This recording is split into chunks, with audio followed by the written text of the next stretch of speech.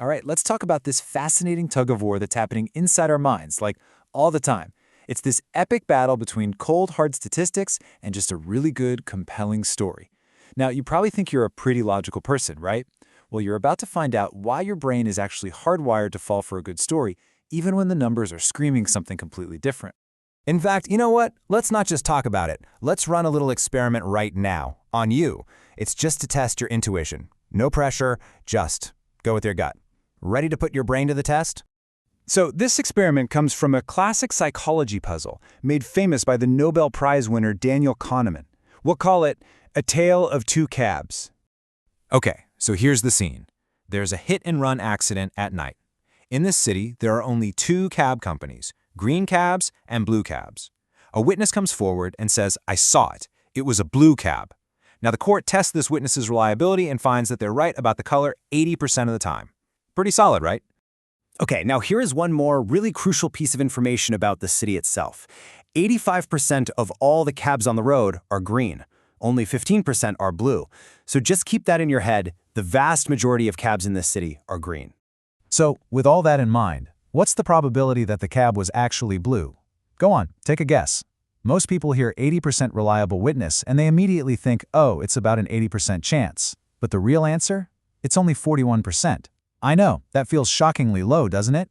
That's because our intuition really struggles to weigh that base rate, the overwhelming number of green cabs, against what the witness said. And hey, if you got it wrong, don't worry. You are in very, very good company. But what if we ask the question just a little bit differently? Okay, now think about this version. What if I told you both companies had the same number of cabs, 50-50? But the green cabs are involved in 85% of all accidents in the city. Does that feel different to you? Does it make the problem seem easier to wrap your head around? And this is where it gets so interesting. From a purely mathematical point of view, these two problems are exactly the same. They lead to the same 41% answer. But psychologically, for our brains, they are worlds apart. And figuring out why is the key to understanding how we really think. This brings us right to the heart of it all. It's a core principle of how our minds work. Causes will always, always trump statistics. See, that first version of the problem uses what's called a statistical base rate. 85% of cabs are green. It's just a fact about a population. It's kind of abstract. It doesn't tell us why any particular cab might get into an accident. It's just a number, and our brains have a really hard time applying that random fact to this specific event. But that second version, that uses a causal base rate. Green cabs are involved in 85% of accidents. Our minds immediately jump to a story. We think, whoa, those green cab drivers must be absolutely reckless. We instantly create a stereotype, a causal link, and that is something our brain can grab onto and actually use.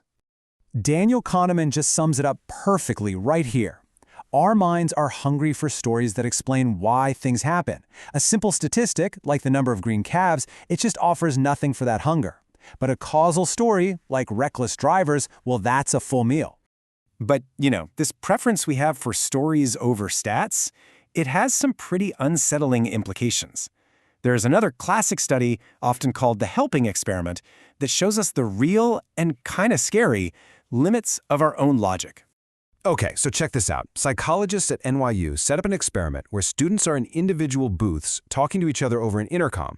But during the chat, one of the participants, who's actually an actor, fakes a serious medical emergency, a seizure. He pleads for help, you can hear choking sounds, and then just silence. And everyone else in the study can hear the whole thing.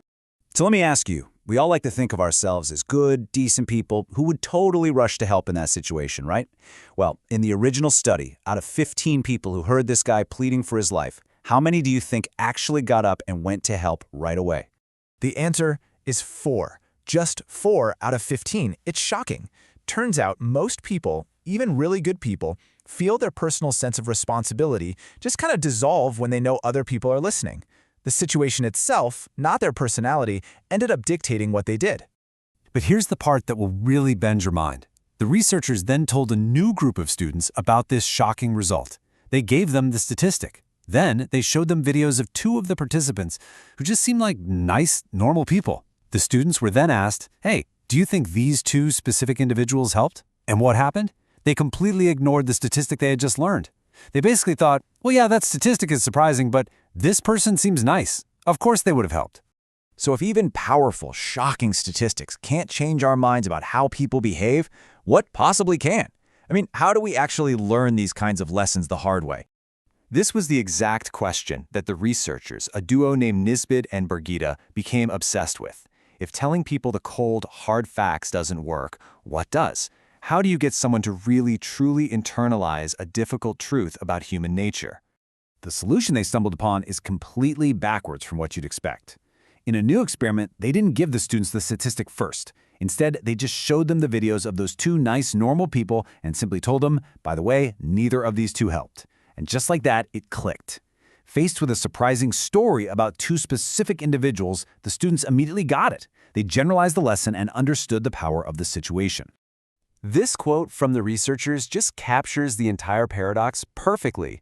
We are so unwilling to apply a general statistic to a specific person, but we are incredibly, almost recklessly, willing to create a giant general rule based on just one or two specific stories. So if there's one thing to take away from all this, it's that we are creatures of narrative. A single, vivid, surprising, individual case has way more power to change our minds than a mountain of data. It's why one anecdote can end up shaping public policy, and it's why a personal story sells a product better than any spreadsheet. So I'll just leave you with this question to chew on. When was the last time a single, vivid story made you see the world differently, in a way that no statistic ever could?